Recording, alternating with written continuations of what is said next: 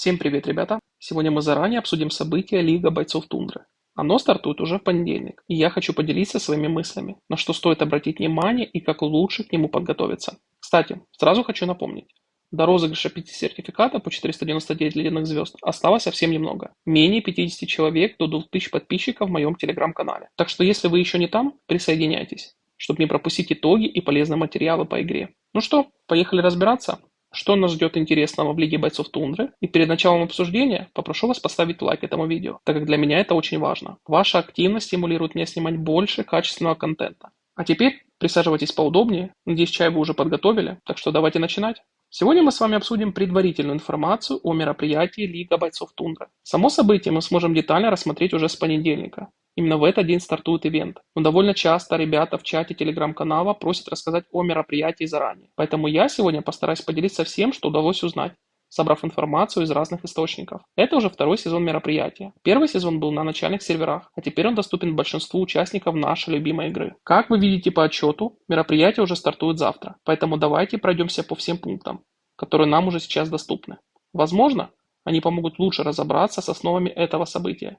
Прежде всего, давайте определимся, когда именно стартует Лига бойцов Тундры. По моей информации, это мероприятие начинается с 5-го поколения героев. Если вы играете в 4-м поколении и у вас уже появилось уведомление об этом событии, напишите об этом в комментариях. Я проверил на своих фермерских аккаунтах, и как я понимаю, именно с 5-го поколения ивент становится доступен. Что касается периодичности, то Лига бойцов Тундры чередуется с событием Драконий Тиран. Например, на моем сервере на прошлой неделе проходил Драконий Тиран, затем была неделя отдыха от крупных событий. И теперь стартует Лига бойцов Тундры, которая продлится 2 недели. Как мы видим, на главной странице показываются различные скины. И давайте их посмотрим. Первые 2 скина – это облики Марша. Гневный рогатый предвестник и охотник с пламенными когтями. Как мы видим, они временные.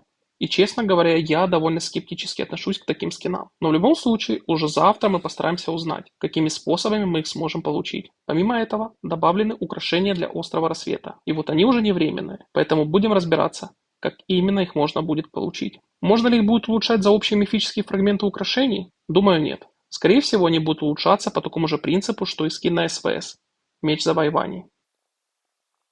Так что, скорее всего, мы будем их просто коллекционировать во время участия в ивенте.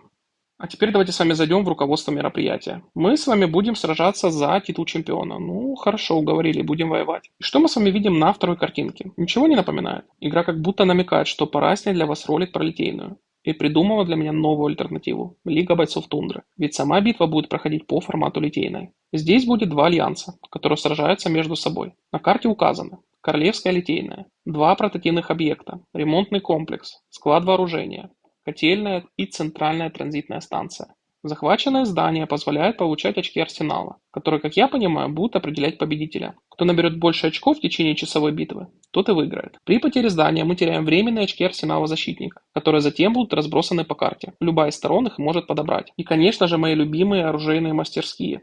Это самые любимые здания моей с тетушкой Эрис. Мы всегда берем должность сборщика в Литейной, чтобы получать очки именно в этих зданиях. На этом вся информация из этого раздела. Пока что особых отличий от Литейной я не вижу. Но давайте разберемся дальше. Возможно, в следующих разделах найдем что-то новое. И первый раздел – это обзор. Всего 64 бригады собирается у Литейной, чтобы завоевать чемпионский титул. Обратите внимание, не 64 альянса, а именно 64 бригады. Видимо, это тот же формат, что и в Литейной, где у нас есть Легион 1 и Легион 2. То есть, условно, один легион – это и есть одна бригада. В начале Лиги бойцов государства будут распределены по зонам, в соответствии с уровнем развития. Это, как я понимаю, работает по принципу драконьего тирана, когда происходит деление на подгруппы, в зависимости от поколения, в котором вы играете. То есть, если я нахожусь, например, в 9-м поколении, то против меня не попадутся соперники из 8-го либо 10-го поколения. После завершения всех матчей будут определены чемпионы каждой зоны, а также 2-е и 3-е места. Они попадут в зал почета. Регистрация, скорее всего, будет проходить в первые дни мероприятия. Поэтому руководители альянсов уже стоит заранее определиться с участниками, которые точно будут активны и не пропустят ивент. Если в зоне зарегистрируется менее 16 легионов, то турнир в этой зоне проводиться не будет. Но это маловероятно. Даже в первом сезоне мероприятия на самых ранних серверах нужное количество участников собралось без проблем. Так что я сомневаюсь, что такая ситуация вообще возможна. Ну а теперь касательно самой битвы. Войска не погибают, а автоматически исцеляются после боя. В начале сражения 2 легиона выходят на поле и сражаются друг с другом. Все это в целом похоже на обычную литейную. Но есть важный момент. Участники Лиги бойцов Тундры не допускаются к участию в битве за литейную, однако смогут присоединиться к следующему ее сезону, когда покинут Лигу бойцов Тундры. И тут ответ на вопрос, который мне задают уже второй день. Если я участвую в литейной сегодня, смогу ли я участвовать в Лиге бойцов Тундры? Ответ – да. Как вы знаете, литейная проходит раз в 2 недели. То есть в текущей литейной, которая пройдет сегодня, мы участвуем. Уже с завтрашнего дня начинается Лига бойцов Тундры, которая продлится 2 недели. В следующей литейной, которая будет через 2 недели, мы не участвуем, так как будем в Лиге. А вот через месяц, когда Лига закончится, мы снова сможем участвовать в литейной. И давайте перейдем к следующему пункту. Следующее отличие, которое я увидел, это то, что время восстановления боевых навыков питомцев сбрасывается после каждого участия в Лиге, после рестарта. Так что считать время включения навыков питомцам нам теперь не придется. И подстраиваться под бафы с медведем и другими мероприятиями тоже. За это однозначно плюс. Далее. Исход матчей в Лиге бойцов Тундры не влияет на ступень Лиги Легиона в битве за литейную. Поэтому хоть мероприятия и похожи по формату, но рейтинг в них будет считаться отдельно. Кроме того, губернаторы, участвующие в Лиге бойцов Тундры, могут смотреть матчи турнира из всех зон. На самом деле это прикольно. Будет интересно посмотреть на тактики финалистов и, возможно, подсмотреть какие-то полезные фишки. Далее уже идут нюансы регистрации в мероприятии, которые, как я понимаю, не особо отличаются от регистрации на литейную. Если вы будете регистрировать только один мощный легион из вашего сервера, после момента регистрации вы можете выйти из альянса и вернуться в свой текущий альянс, а затем вернуться обратно на момент битвы. Опять же, я пока не знаю, какую тактику выберут руководители нашего альянса. Возможно, каждый альянс у нас будет участвовать по отдельности. Возможно, они будут собирать из сервера один мощный легион. Но я смогу узнать только об этом на следующей неделе. И, конечно же, я обязательно это обсужу с вами в моем телеграм-канале. Теперь давайте перейдем к расписанию. Вот здесь я пока не могу сказать что-то точно. Все мы с вами сможем увидеть только завтра.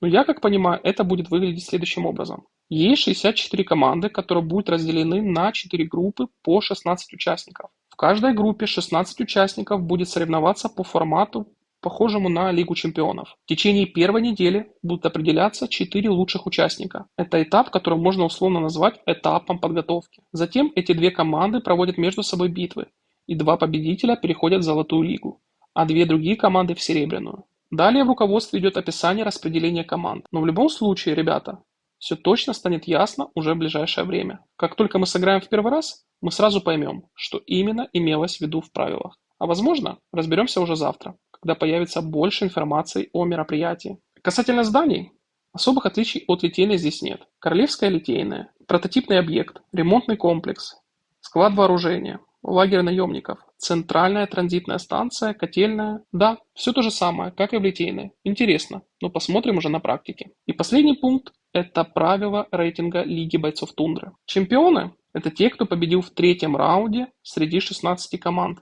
Если брать аналогию с футбольной Лигой чемпионов, то это значит, мы дошли до финала. Вторые места – это если проиграли в полуфинале. Третьи – это если вылетели в четвертьфинале и так далее. Тут подробно расписаны градации и возможные варианты распределения мест в лиге. Также указаны факторы реванша, что будет в случае серьезных неполадок на сервере.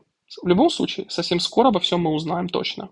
Теперь то, что мы с вами любим – награды. В первом разделе указана слава чемпионата. Ну, это декор исключительно для Альянса. А где же награды для нас, для обычных работяг? Ну, я как понимаю, это они. Награды Легиона. Каждый день матча в 0:0 по ЮТС участники и запасные участники будут получать награды, в зависимости от своего положения в рейтинге Лиги бойцов Тундры. Если это действительно ежедневные награды за рейтинг Легиона, то я наконец-то дождался того момента, когда Альянс реально имеет значение в игре. Я всегда хотел, чтобы появились мероприятия, где нахождение в сильном Альянсе приносит ощутимые бонусы. И я, как понимаю, это именно тот случай, когда игроки будут стремиться найти для себя активный и сильный Альянс, который способен занимать высокие места в мероприятиях и получать достойные награды. Я уже не раз говорил, что сейчас играю на довольно-таки сильном сервере, в своем диапазоне. И мы всегда стараемся бороться за первое место в Тиране. Теперь и это мероприятие даст возможность моему альянсу получать хорошие награды за участие. Так что я ставлю однозначный плюс и этому рейтингу, и мероприятию в целом. Если по какой-то причине вы не принимаете участие в битве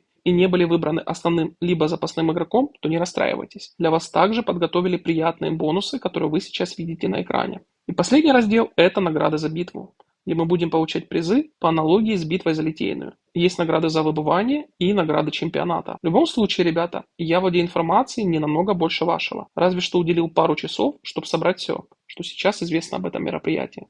И в конце давайте обсудим то, что наверняка бросается вам в глаза. Что это за валюта? Ставка на чемпиона и ставка на матч. Это валюта, которую мы можем обменять на различные награды. Я полазил по разным форумам и готов поделиться несколькими скриншотами. Первый скриншот – это обычный магазин, где мы сможем обменять наши ставки на матч.